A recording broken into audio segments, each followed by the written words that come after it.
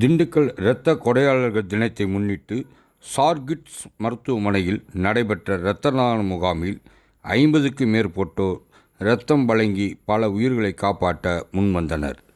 திண்டுக்கல் திருச்சி சாலையில் உள்ள சார்கிட்ஸ் மருத்துவமனையில் இரத்த கொடையாளர்கள் தினத்தை முன்னிட்டு இரத்த தான முகாம் நடைபெற்றது. குழந்தைகள் நல சிறப்பு மருத்துவர் குணசேகரன் முகாமை துவக்கி வைத்தார்.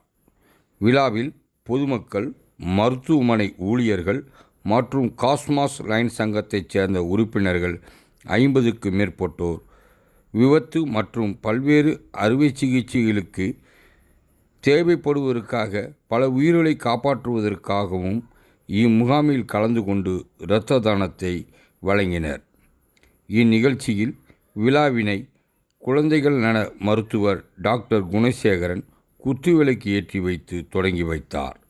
இவ்விழாவினுடைய ஏற்பாடுகளை மருத்துவமனையின் நிர்வாக இயக்குனர் டாக்டர் ஆண்டனி லியோஜெரி, இயக்குனர் டாக்டர் சிஜி, மருத்துவமனை சேர்மன் துபூசியஸ் ஆகியோர் செய்திருந்தனர்.